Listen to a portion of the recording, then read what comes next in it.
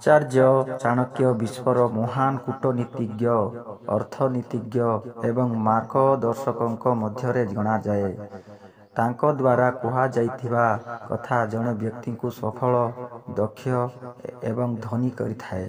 ସମ୍ପର୍କ ବିଷୟରେ ଚାଣକ୍ୟ ନୀତିରେ ଅନେକ ଉପଯୋଗୀ ଜିନିଷ ବିଷୟରେ ଉଲ୍ଲେଖ କରାଯାଇଛି।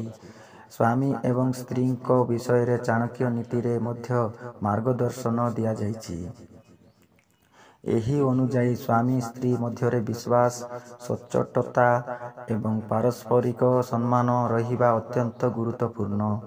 କିନ୍ତୁ ଏହା ମଧ୍ୟ କୁହାଯାଇଛି ଯେ ସ୍ୱାମୀ ସବୁବେଳେ କିଛି ଜିନିଷକୁ ପତ୍ନୀଙ୍କ ଠାରୁ ଲୁଚାଇ ରଖିବା ଉଚିତ। ସୁଖମୟ ଜୀବନ ପାଇଁ ଏବଂ ପରିବାରକୁ ଅସୁବିଧାରୁ ରକ୍ଷା କରିବା ପାଇଁ ଏହା ଆବଶ୍ୟକ। ଆପଣଙ୍କ ଆୟ। ସ୍ୱାମୀ ତାଙ୍କ ପ୍ରକୃତ ଆୟକୁ ପତ୍ନୀଙ୍କୁ କହିବା ଉଚିତ ନୁହେଁ। ଯଦି ପତ୍ନୀ ଅଧିକ ରୋଜଗାର ବିଷୟରେ ଜାଣନ୍ତି, ତେବେ ସେ ଅଧିକ ଖର୍ଚ୍ଚ କରିବେ ଏବଂ ଏପରି ପରିସ୍ଥିତିରେ ସେ ସଞ୍ଚୟ କରିପାରିବେ ନାହିଁ।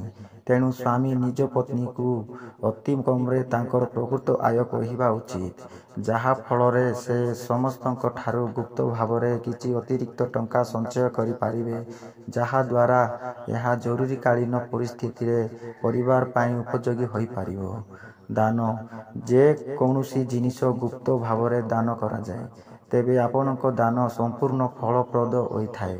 ତେଣୁ ସ୍ୱାମୀ କେବେ ବି ନିଜ ପତ୍ନୀକୁ ଦାନ ବିଷୟରେ କହିବା ଉଚିତ ନୁହେଁ।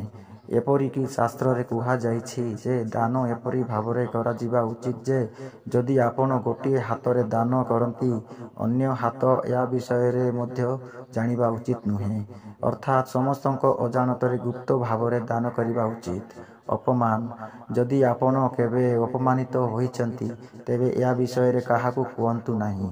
ଆପଣଙ୍କ ପତ୍ନୀଙ୍କୁ ମଧ୍ୟ କୁହନ୍ତୁ ନାହିଁ, ନଚେତ୍ ଆପଣଙ୍କ ସମ୍ମାନ ପତ୍ନୀଙ୍କ ଆଖିରେ ହ୍ରାସ ହୋଇପାରେ।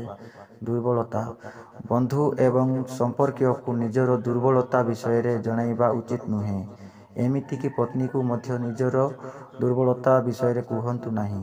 ଏହା ଏପରି ଏକ ଜିନିଷ ଯାହାକୁ ଯଦି କାହା ସହିତ ସେୟାର କରାଯାଏ, ତେବେ ସେ ସାରା ଜୀବନ ଆପଣଙ୍କର ଫାଇଦା ଉଠାଇବ ଏବଂ ଆପଣ କଷ୍ଟ ପାଇବେ।